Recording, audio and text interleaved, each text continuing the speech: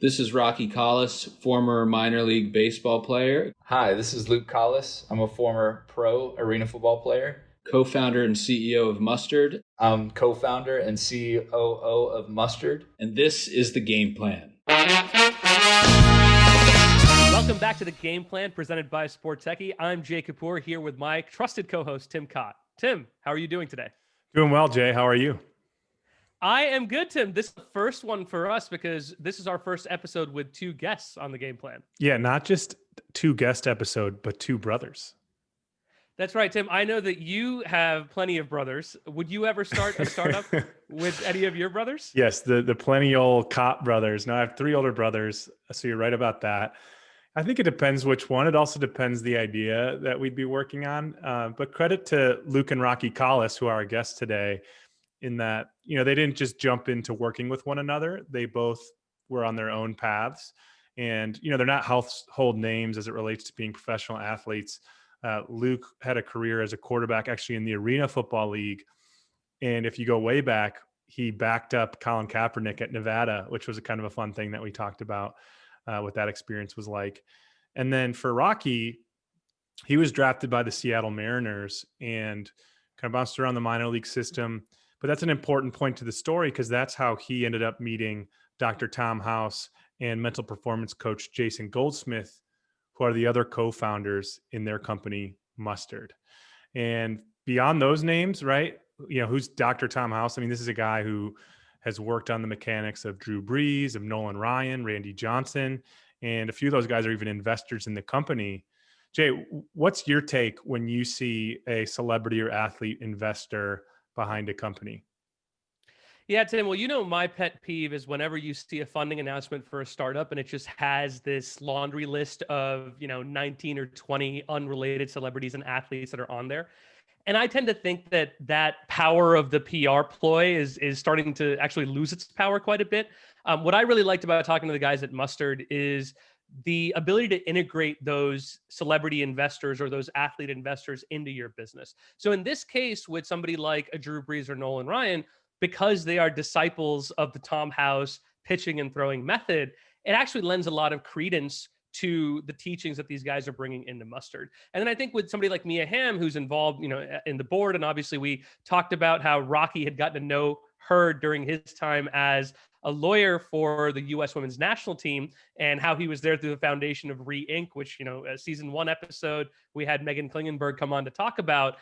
Involving somebody like Mia as part of the board and as part of the advisory board to say, hey, we're going out, into this audience. What's the right way to do it? I think that's the best use case and the best sort of test case of how you get a athlete investor to really bring value. And Tim, in this case, this is a product specifically built for the youth sports market. I'm curious how you think the strategy works when you're going out to a youth audience and their parents. Yeah, well, let's talk about the product a little bit. It's democratizing this expert level, Dr. Tom House level coaching and evaluation for youth pitchers out there, or really any pitcher that there is. He's even said in a Sport Techie article back in September, he believes there's 10,000 Nolan Ryans out there that might never play baseball or might never have access to the coaching to develop in the way that Nolan Ryan did, which is a pretty powerful statement. And so I love it in the sense that you've got Drew Brees and Nolan Ryan saying, yep, this is the guy who helped me achieve the success that I've achieved. And I think youth athletes will value that too. And with that, I think it's time to get into our episode with the brothers Rocky and Luke Collis from Mustard. We hope you enjoy.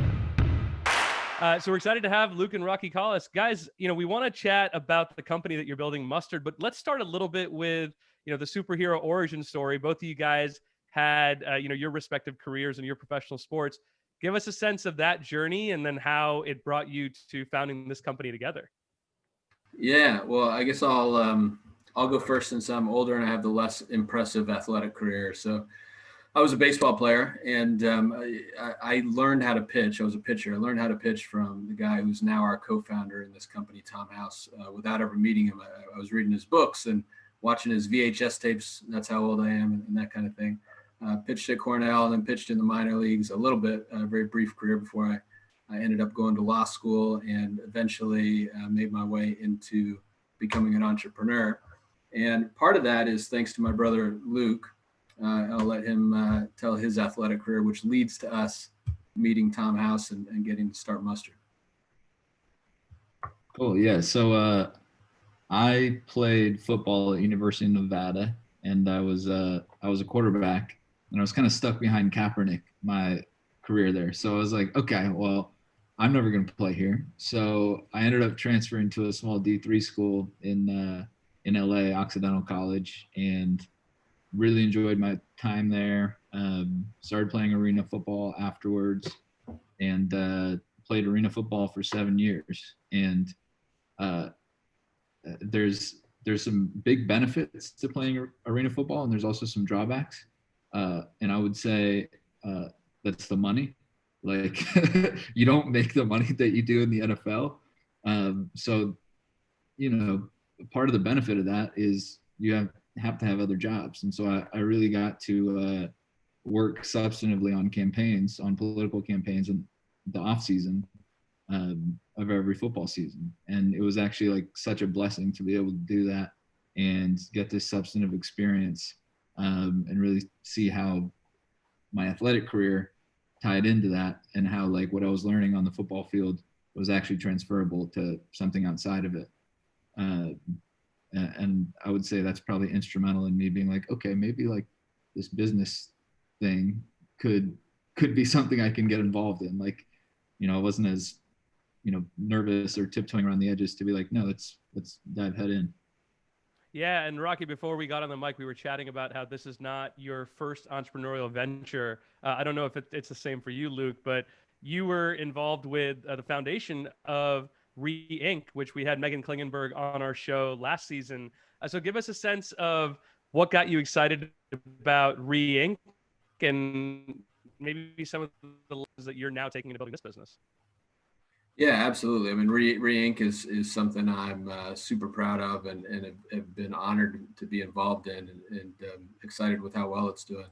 So out of law school, I went to a firm that was really focused on kind of high impact litigation. So I thought I wanted to litigate because I was looking for something to kind of fill that competitive void in my life after athletics. But I knew that I wanted it to be for causes that I cared about. And that was something the firm was really focused on, especially at that time. With a close mentor of mine, we took on this pro bono case for 50 of the world's best women's soccer players in 2015. It was a gender discrimination case about the treatment they were receiving for the 2015 World Cup in Canada. And as kind of the junior attorney on that case, it was my job to really collect the facts. It was my job to sign up clients. And so I really got to know a lot of these incredible athletes through that process, including Megan Klingenberg. And that led a few years later to the U.S. Women's Soccer Team Players Association hired me as their general counsel, got to know some of the players better. And we were always, Re-Inc. was such a passion project for all of us involved. Of course, we thought it could be something big, and I think it will be, but it was really about, we were in this fight with the U.S. Soccer Federation over trying to get equal pay, and the fight's still ongoing. But the realization that, we need to win that fight for lots of reasons. But if people are going to put up walls to these top athletes getting the pay they deserve in that employment, there are other ways for them to get the revenue and to get the brand value that they deserve in the world. And one of it is to just launch a brand that's built around some of the players. So with 4 of the players, a couple of us started Re-Inc. Players are Megan Klingenberg, Megan Rapinoe, Christen Press, and Tobin Heath. Kristen's the rock star CEO of that company. It's backed by Kleiner Perkins. So for me, since normally we don't talk about me when we talk about Re-Inc., which is a good thing. But since you asked about me, I'll tell you, for me, it was an incredible thing for lots of reasons. Obviously, the mission of the company and getting to be involved in any way was terrific. Also, I was an attorney, and I was doing a lot of startup work. I was representing startup companies. I was representing investors, and I was seeing the world from that angle. But that was the first time that I got the experience of actually day to day, what are all the things you need to do to launch a brand, to build a brand, and then to launch a company and to help run it. And again, we've got rock star people that are running that company day to day, and Christen is the CEO. But I was part of that team where I got to learn a ton from all these people. And that was at the same time that Luke had introduced me to Tom. And Tom House and Jason Goldsmith, his mental performance coach, came to us with this idea for Mustard. And so for a while, I was just as a friend kind of advising and seeing where we could take it. But eventually, as we got to the point to raise money for Mustard, it was clear that somebody needed to step in and be CEO of this company. And I felt like I had the experience because of what I had done with Re-Inc. And then also just, because of the athletic experience that you talked about from me and Luke, we're actually, we lived the life of our target market for Mustard. So it puts us in a really unique position to launch this company. It's interesting. I've had quite a few either lawyers or lawyers who end up working at sports leagues, and these are some of our listeners as well, who've reached out to me and said, hey, I have an itch to do something more entrepreneurial, or to go out there and shift, which is kind of the opposite of the DNA of most lawyers, right? Because it's about risk assessment, risk mitigation. So you kind of detailed the path that's led you to now starting Mustard, but how are you able to cope with the risk piece on it with that DNA of you that was a lawyer? Or is it just really maybe you're more entrepreneurial bent than being a lawyer? It's a great question. You're exactly right about lawyers. I think though that a lot of us lawyers don't know that sort of risk calculation before going to law school, right? People go to law school for lots of reasons. For me, it was I wanted to do good. I wanted to help people, and I think that's the reason a lot of people go. And it's not necessarily because you want to work at a law firm and you want to know how much money you're making every year and you're averse to risk. So for me, once I got into law firm world, yes, I was able to have some of these cases where I felt like I was doing good. But for me, I didn't love a lot of the work. A lot of people have great legal careers. For me, it wasn't exciting to me every day. It wasn't what I wanted to do. And so I was always looking to kind of transition to more entrepreneurial stuff. Now, in terms of the risk piece, I will say that, I played baseball, went to law school, and then I'm a lawyer. And so I had never really experienced that feeling of waking up in the morning and not knowing whether you're going to get paid and like, are you going to be able to pay the bills? And so the first day, I've experienced this a couple times, I guess, but the first day where I kind of left a steady paying job and now it's entrepreneurial and you got to make it happen or you're in trouble financially, definitely felt like I had a quick panic attack. I mean, that I don't want to understate that for all the lawyers that are out there listening. It's not just a smooth, easy switch. It was definitely something I had to swallow hard and get over. But for me, after kind of the couple days of tension and something short of panic, it's also freeing. And I could never go back at this point. I mean, and especially, hopefully we'll get to talk more about, but for me, getting to work with my brother is this incredible experience. And we're working on a project that we could not have invented, a project that's better suited for our passions and interests. And that is a tough thing to create in any profession other than being an entrepreneur. It's tough to find something that's so perfectly matched to like your essence and the way you grew up. I certainly never could have created something like that as a lawyer.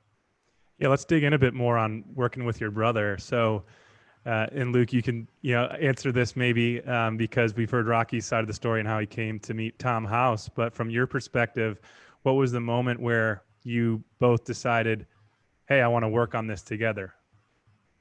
Yeah, I mean, the funny thing is, and I've looked back at it in hindsight, I don't think that there was ever a moment for me where we were like, is this like a good thing or a bad thing? Like, should we like working with a family member? It was like, no, I think we've always kind of like looked for opportunities to do stuff together. So there was no decision to be made.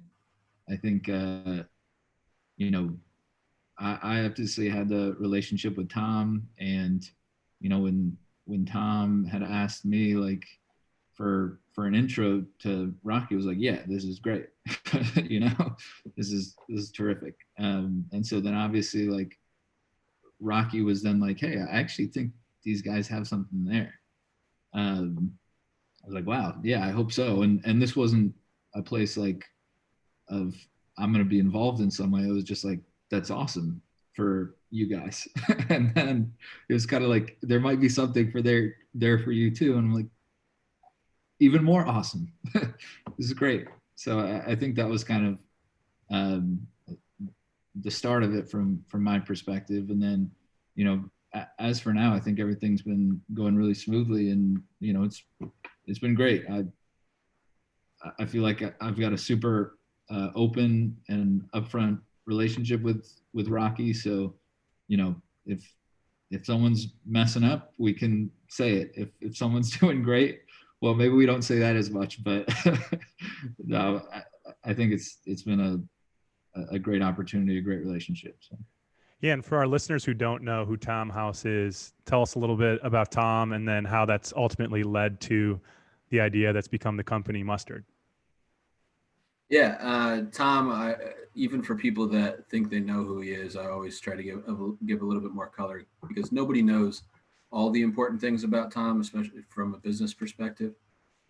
Objectively, he really is the most accomplished personal sports coach of all time. And I say that knowing I can defend it from a legal perspective.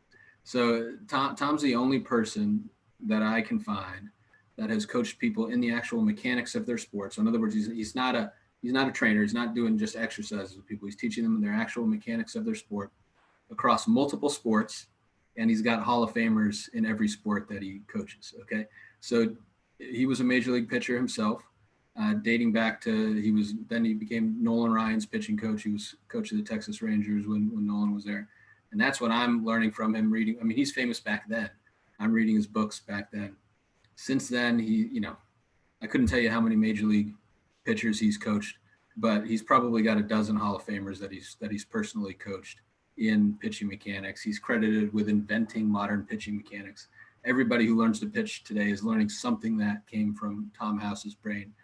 Now, people don't realize he works with a ton of major league hitters. Okay, so Tom's represented by Scott Boras. He works with a lot of Scott Boras clients. The rotational element of hitting and the rotational element of pitching are very similar. So allows Tom to work across that. 22 of the current starting NFL quarterbacks actually see Tom and Tom's coaches for throwing coaching. Okay. So that includes Tom, surefire Hall of Famers, Tom Brady, Drew Brees, who's one of our investors and advisors. Tom's on the board of Titleist Performance Institute. So he's seeing Hall of Fame golfers. Phil Mickelson trains there a lot. He's seen Hall of Fame tennis players. So across at least those four sports, Tom's actually training people in their mechanics and at a Hall of Fame level. Now, how that kind of leads to what we're doing at Mustard is the way Tom is able to get across all those sports and not just be a pitching guy is that even 45 years ago, he's taking a very scientific approach. Okay, so he's not just using his eyes and looking at Nolan and telling Nolan he should do X, Y, or Z differently. That wouldn't have worked with Nolan Ryan, right? He was already pretty good. So what he's doing with Nolan back then is putting 3D motion sensors on him, putting Nolan's mechanics into the computer, and then figuring out scientifically what's making Nolan throw so hard. If there are any inefficiencies, what are they and how do we correct them?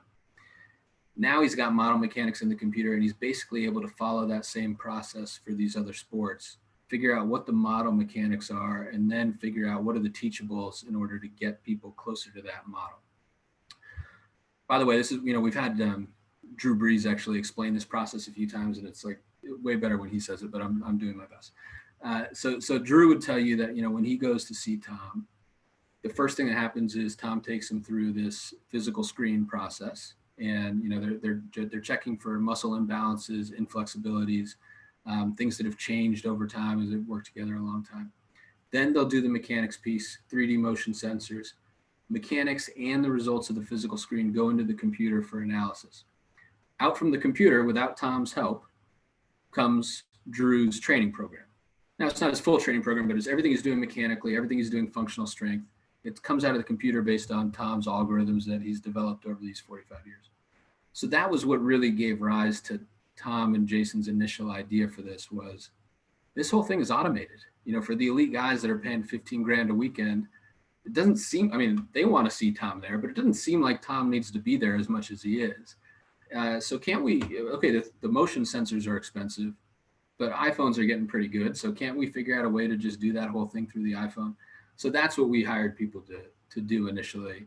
And we can tell you more about the tech if you think that's interesting. But essentially, we have this artificial intelligence system that supplants the 3D motion sensors, and we can give people at scale a Tom House experience without them ever having to meet Tom, and certainly without paying 15 grand.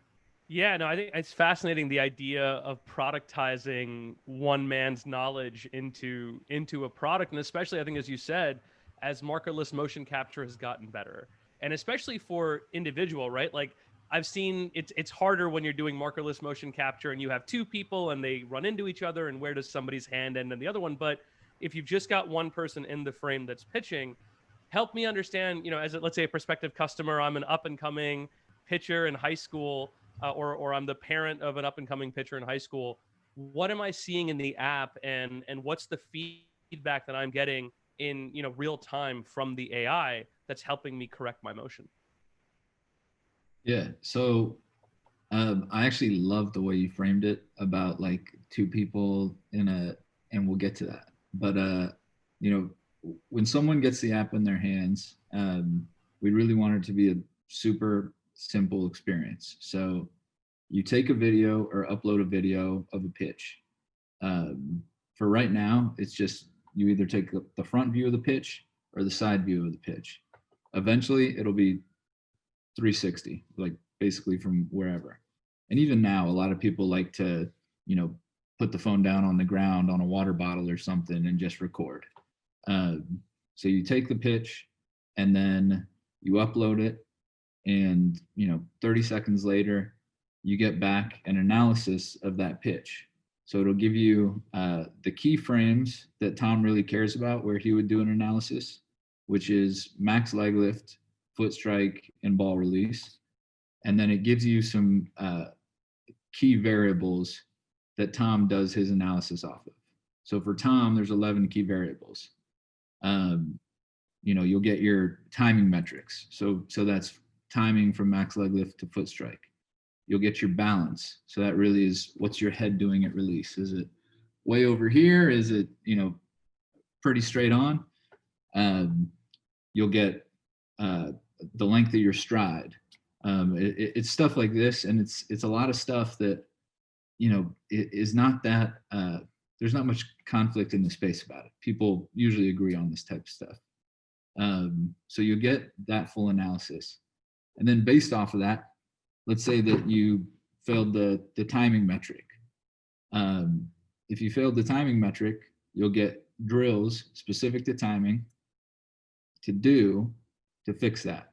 And then, sometime later you go and retest. And it's really as simple as that. Yeah. The personalization idea, I think, is so fascinating, because we're seeing it in so many different aspects of the sports world. I think, fitness is one example where you're seeing personal trainers basically use a couple of inputs and personalize a fitness program for you. We're seeing it now with like Peloton and all this sort of at-home fitness, where it's getting harder and scaling with you as you get better. I am curious at the market that you guys have chosen. It's youth sports. We know there's a few million youth sports players in baseball. My challenge becomes in that category is that, like, it's already so expensive. So how does a parent justify this level of personalized training when, travel leagues and equipment and all of this stuff is already really putting a burden on an average American family? And to that, yeah, I would say exactly. But I'll let Rocky take the rest of the answer. Well, I mean, I think we should give some sense of what our pricing is, first of all. So and look, I mean, this is a company that we come to this with a real mission and a real soul to the company. We're trying to democratize this elite training. We really see the technology we've developed as something that can grow the games we care about. So, right now in baseball, but will be in other sports that we care deeply about. It's also that, Luke and I, and this is a lot of what your show is about, but Luke and I have lived this life of like the benefit that you get from being an athlete. I mean, I talked about the law firm, I was lucky to work at great law firms, and I wouldn't have gotten those jobs if I hadn't been a baseball player. I mean, that was, every job interview I've ever had, people don't ask me about my grades. They ask me what was being a minor league baseball player like. And that's the same type of stuff I ask people when I interview them now. So we want to make sure that kids are able to play sports longer. The big problem that we're trying to address is most kids quit sports by the time they're 13. And we think that's just because they're not getting decent training. They're getting to the age of 13, and all of a sudden you're competing against kids that have had real coaching. And if you haven't had decent coaching, you're in trouble at that point, and then it's just not fun. So we want to make sure that kids get enough coaching so that sports can be fun longer, and they're able to, we call it the power of play. They're able to get that power of being part of a sports environment a little longer. So that's all to say, there's always going to be a free component of this app that people are able to get a lot of value from. So that's number one. And then, number two, even for the premium content that we plan, it's going to be pretty accessible. $8.99 a month is the plan, and that's what we do all our financial projections off of. What we find, and I lived this, yes, people are spending a ton of money on youth sports, but they're throwing money at the question of, what does my kid have to do to get better? Okay, so it's really it's not so much a total price point thing. It's who's going to finally give people that answer, and we think that we have something that finally does that. And so, I think it works in conjunction with private lessons kids are getting, but it's going to make those private lessons more effective. So if you're paying $100 an hour for a private coach, wouldn't you rather pay $109, for that lesson a month, basically? And you actually know scientifically, and you can see with your eyes that the coach is giving your kid recommendations that are actually going to make a difference. And then you can track that progress with the same technology and science. We think in the end, that's a no-brainer. And then the only other thing I would say is there's 25 million in the US, 25 million baseball and softball players. So, we think there's a venture backable market, and I think our investors agree, just in baseball and softball. But we plan on being in lots of sports, hopefully not too far away.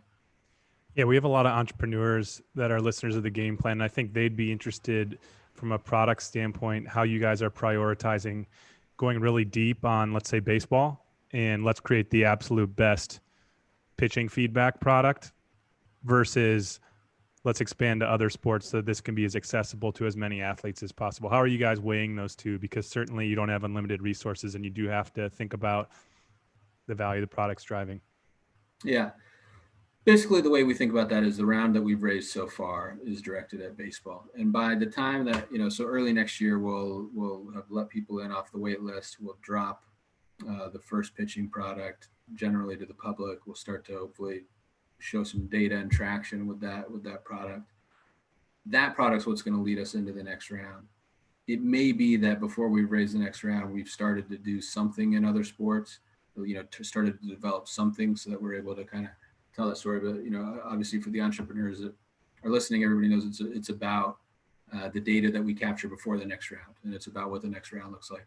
And so that's largely going to be driven by what we do in baseball, and then being able to tell the story of what we're doing in other sports. So we have to know that. But to your question, if we're weighing what we're more focused on, we're way more focused on baseball and making sure we nail the first product. Yeah, go ahead, Tim. Another question we get is, and this also relates to product and early stage entrepreneurs that we talk to in this space, is especially if neither of you are non-technical co-founders, is that right? Is that fair to say? Yes. How were you able to get the traction with investors? I think I already know the answer, but how are you able to get the traction with investors to go be able to then build the team that can build the product to fulfill the problem you're trying to solve? Yeah. A little bit of what we call synchro destiny, I guess. I mean, we built a proof of concept before we went to most investors. We probably had a couple investors beforehand, but one of our initial investors, for example, Shasta Ventures, they have this expertise in computer vision. Jacob Mullins, the partner there we worked with.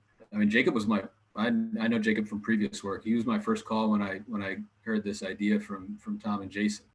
So he was kind of in the loop early days.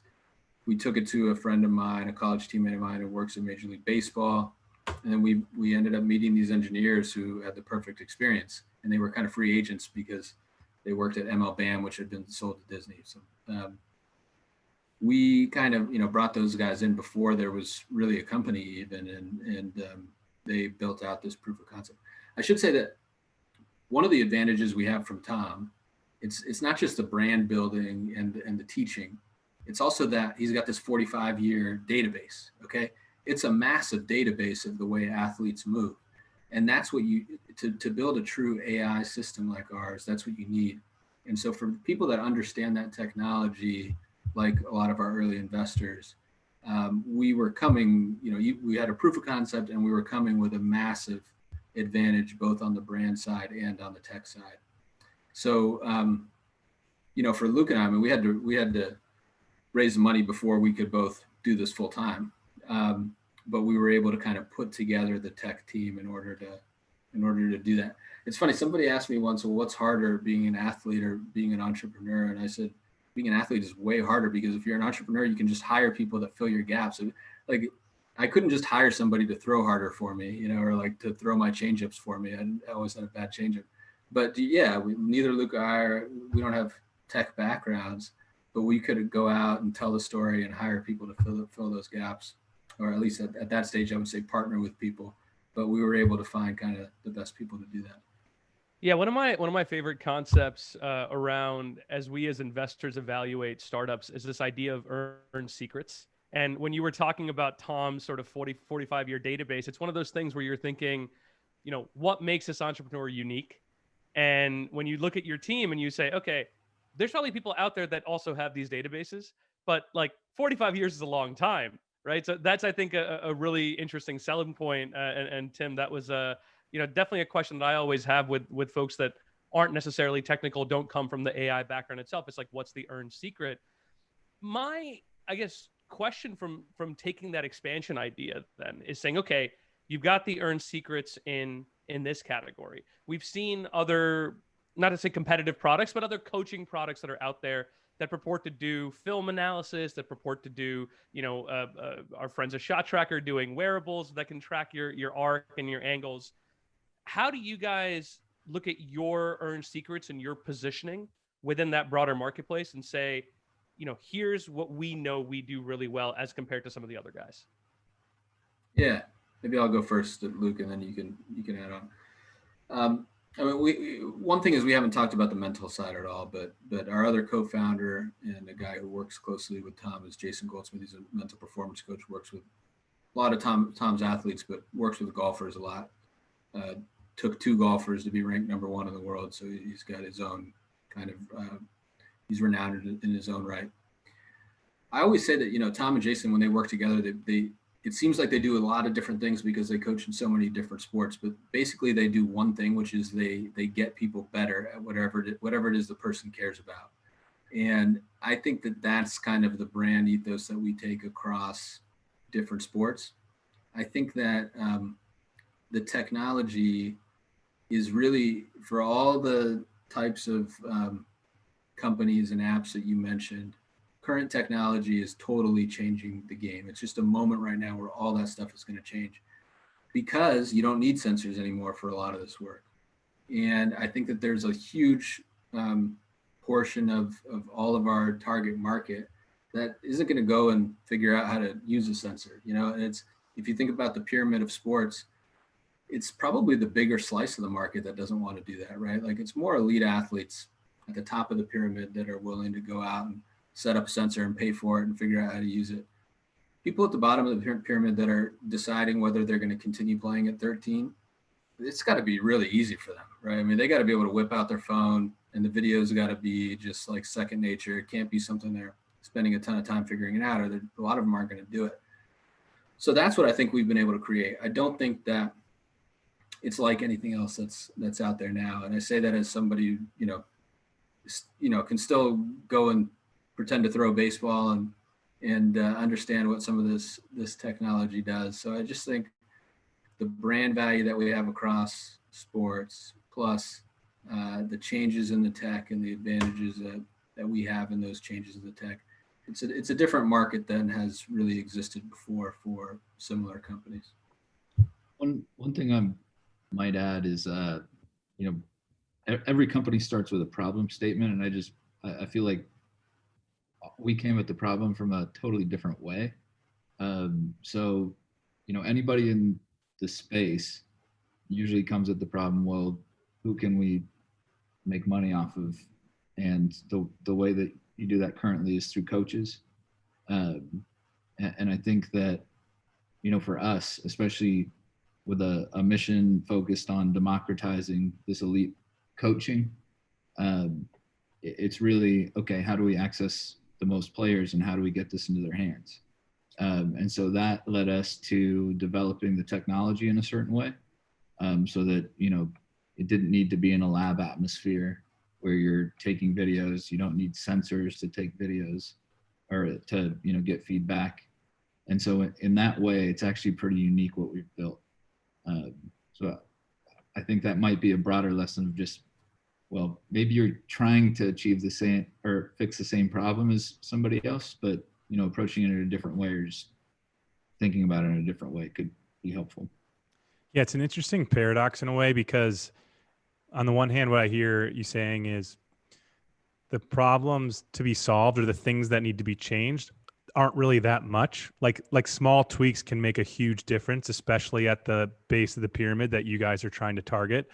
But the challenge has been the elite coaching has not always been available to anyone, whether it be for cost or location or whatnot. However, it is complicated technology. It is a proprietary data set that you guys have. There is only one Tom House. So that's obviously the secret sauce. And so to be able to translate all of that into something that can be applied at that level is what's going to lead you guys to success.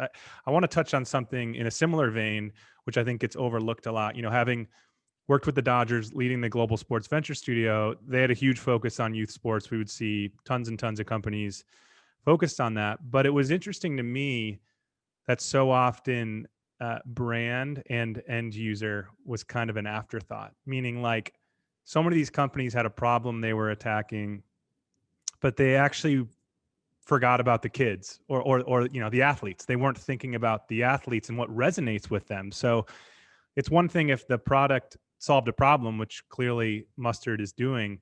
But I think what I really like about what you guys have built and what I want to ask about is the brand that you've built too, because it's clear that you're trying to create something that resonates with the athlete. It's something I'm really proud of. One of my portfolio companies is Overtime. I'm really proud of those guys because that is what it is, right? It's all about the brand and community. So talk a little bit about how the Mustard brand came to be, what it means. I'm sure you get asked that all the time, but for our listeners who don't know, explain that. Let's go into that a little bit.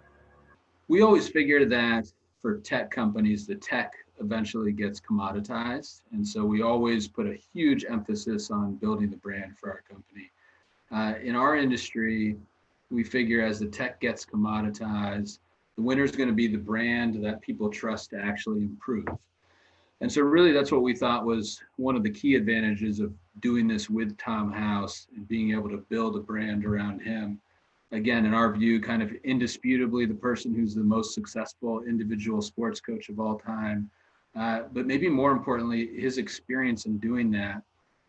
For 45 years, really, he's taken this very complicated data and boiled it down to simple mechanical variables that anybody can understand. Literally, that's the books I was reading when I was a kid, was Tom breaking down this very, very complex data and putting it into things that even a 10-year-old kid can use to get better. So basically, that's what we're using in the app right now. If we were to provide somebody access to the back-end data, it's 10,000 lines of numbers, not a lot of use you get out of that. But when you plug it through Tom's system, all of a sudden you get these 10 simple mechanical variables that you can actually use to improve. So that's number one. There's this brand about, so then the brand has to be about performance. It has to be about improvement and not just access to data. For us also, look, we're trying to help kids. And so we wanted to build a brand that and have a company name that was attractive to a younger audience. So we worked in the very early days with a branding agency. And you know, that's kind of my experience in starting companies, is about building the brand and the importance of that in the early days. We tested different company names with a lot of kids. And so Mustard caught some early traction because there's this thing of kind of, cut the mustard, put some extra mustard on it. And we were surprised, but kids actually knew those phrases and that was resonating with people. Mustard's a very accessible thing. It's at every ballpark, so we like that. We're big, obviously we're trying to revolutionize the power of play, provide access to this elite coaching to all sorts of kids. So accessibility and fun were really important to us. I'll tell you, it kind of came down to two names. It was down to Mustard and Swivel. And I don't know if I can tell the story on your podcast, so you can cut it if you want, but I'm going to quote somebody. So we had a big company meeting. There was probably, we got all the advisors on the call. We probably had 16 people on the call. And Jason, our mental coach, joined late because he was traveling with his client, Justin Rose. He was a, top 10 golfer. And Jason calls in, so apologizes for being late. And he says, hey, I'm actually in the car with Rosie. Rosie's next to me. I said, well, that's perfect. I said, just put Justin on speaker for a minute. I said, hey, Justin, we're down to two names. It's Mustard, and this other name is Swivel, which for a variety of reasons was a meaningful word for a lot of people in the company. And I said, what do you think about those two names? And Justin Rose, who's from England, said, well, in England, if you tell somebody to go swivel, it means go fuck yourself. So at that moment, we pretty much decided it wasn't going to be swivel. And then he said, on the other hand, Mustard in England right now with the kids, that like mustard is like what's cool. That's what you say for something that's hot.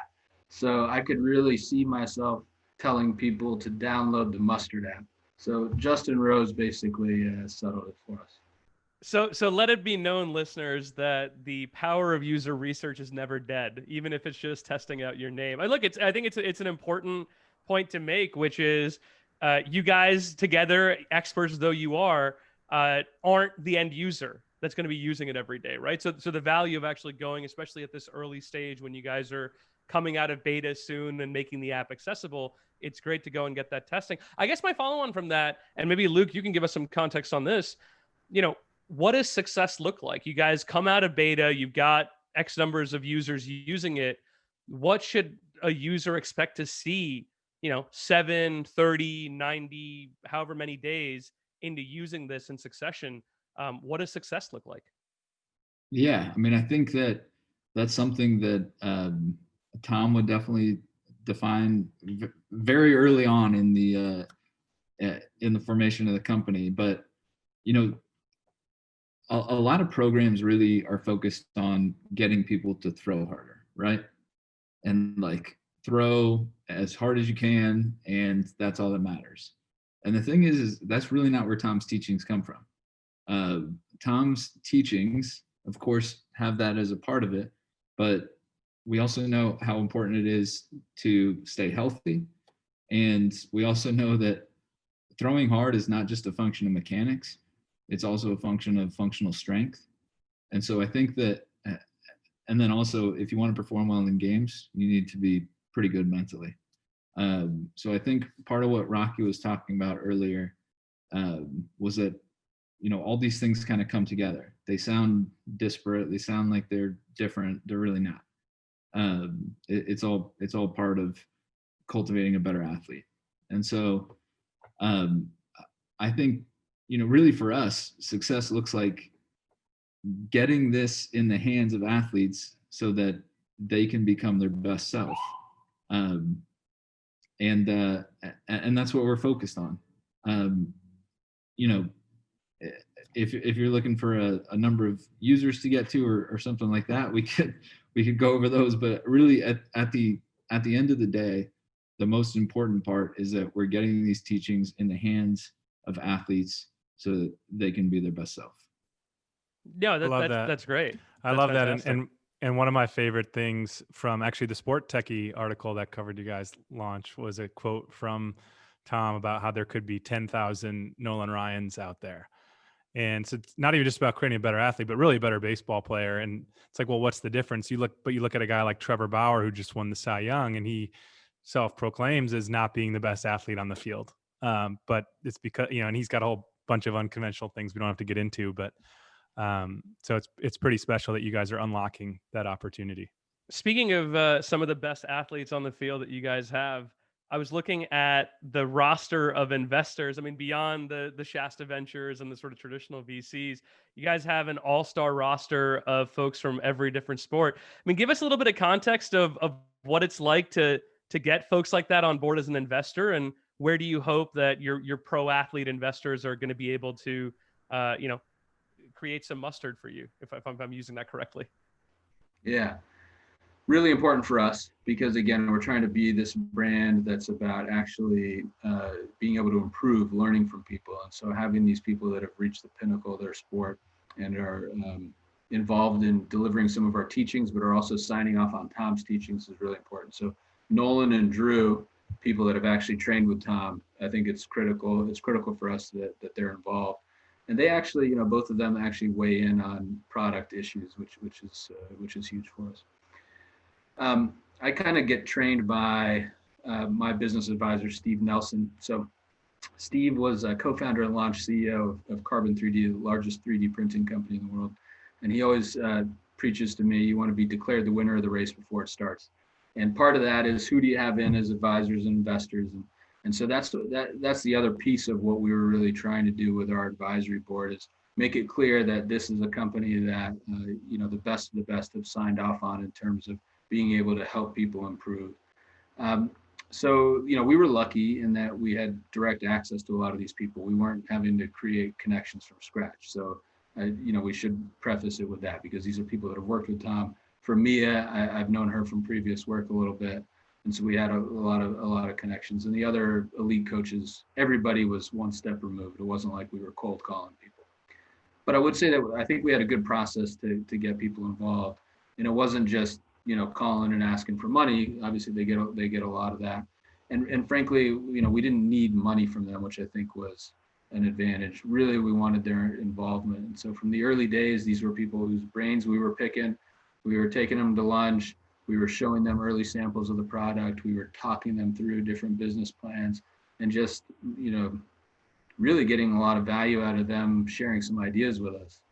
And then eventually, when it comes time to make things official, we never let ourselves run the risk of offering them a deal that wasn't on the upper side of fair, is what we would call it. So, so for the folks that are investing, it's not just the normal investment. They're also on the advisory board and get shares for being on the advisory board. So that's a key piece of it. So I would just say, identifying people that are critical to your business, identifying people that are declaring you the winner of the race in your industry, and then making sure that you're treating them on the upper side of fair, but also using them for advice and not just asking for money. I think that's kind of a summary of the approach we took.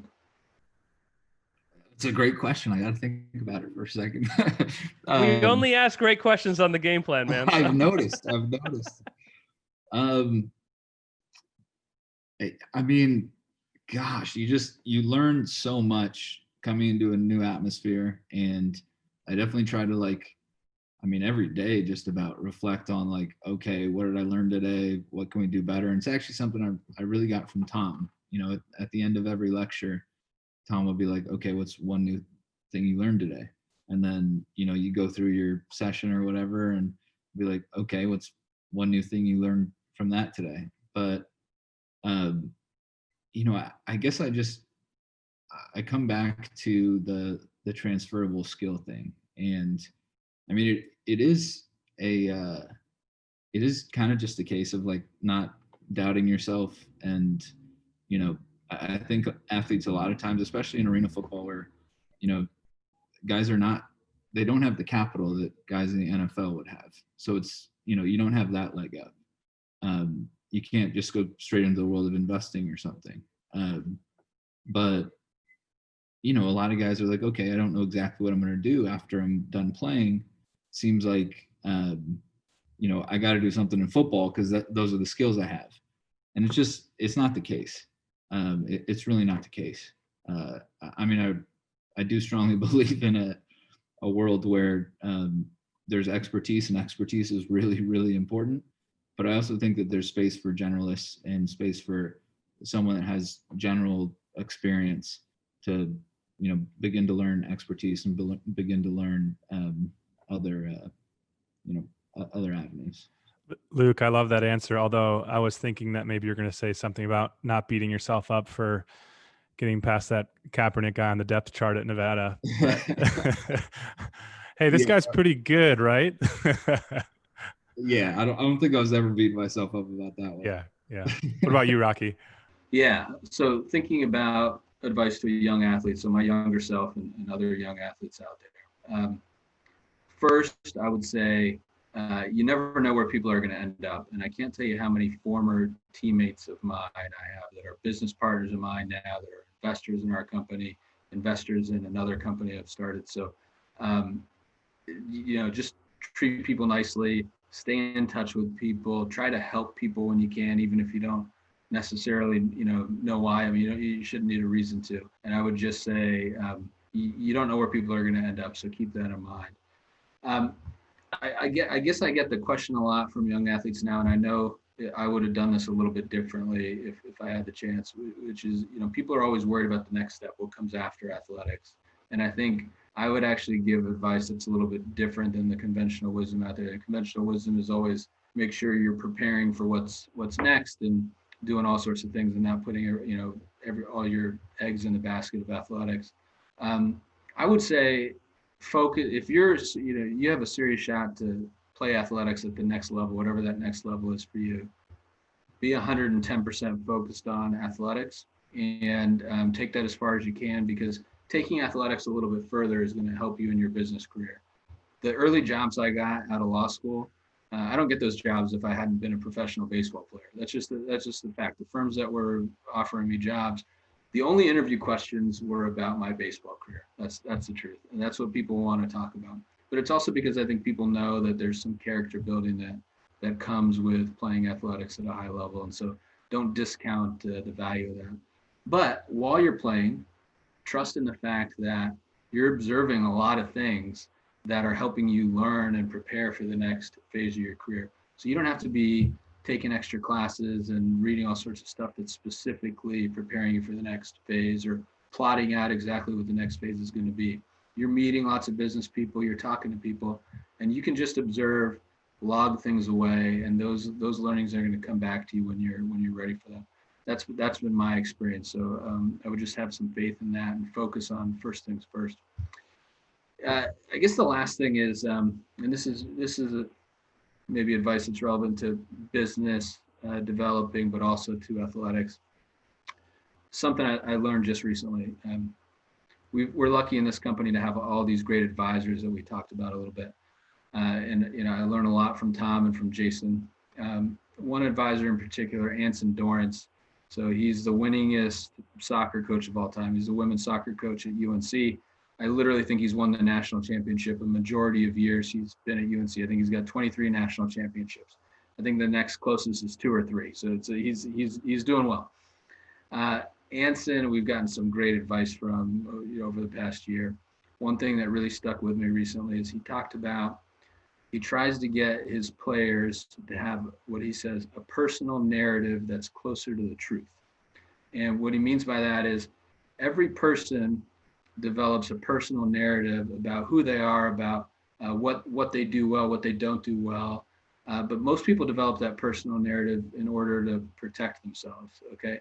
I know I did. I know when I was playing, I developed all sorts of personal narratives about my baseball abilities that were really designed to make me feel good about who I was, about what I was working on. One I remember for sure was I really told myself that I had this really strong mental game. And I think I needed that because I was somebody who needed to believe that I was going to play in the big leagues, and I was undersized and I didn't have the talent of a lot of guys that do play in the big leagues. So what was my overriding strength that was going to get me there? It had to be the mental game. Well, that narrative was just false. My mental game was fine, but I had a lot of room for improvement there. And I just never realized it because I put up this personal narrative that blocked me from the truth. So if instead of developing personal narratives that protect yourself, if you can really develop a personal narrative that's as close to the truth as possible, you will naturally, according to Coach Dorrance, you will naturally fix those faults and improve greatly. And I'm finding that it's really the same thing in business. You can very easily, you work so hard on your business, you can very easily develop this personal narrative telling yourself how great everything is and that it doesn't need improvement, so you can feel good about what you've been working on. But that's harmful in the long run. The more you can get the narrative about your business closer to the truth, the more you know where to devote resources and the more you know where to fix things. Yeah, that's excellent. And you've hit on a lot of things that we've heard from many guests. And I think the biggest one is a level of humility that it takes to ask questions, take on things that maybe you think everyone, especially as a pro athlete who's been in the limelight, or, everyone wants to go get your autograph or has seen you on the field, you think you're supposed to have all the answers. But time and time again with the guests we've had on the game plan, we see that it's those pros that are able to say, I don't have all the answers. I want to ask the questions. I want to get smart. I'm willing to take myself down on this and learn. And that's what's led to the success off the field or off the diamond. So Luke and Rocky, thank you guys so much for joining us. This has been awesome. We really appreciate having you on the game plan. We've enjoyed hearing more about Mustard, and we're going to be cheering you guys on your journey as you build this company. Thank you so much for having us. Love getting to join you guys. An honor. This is Awesome. great. Thanks, guys.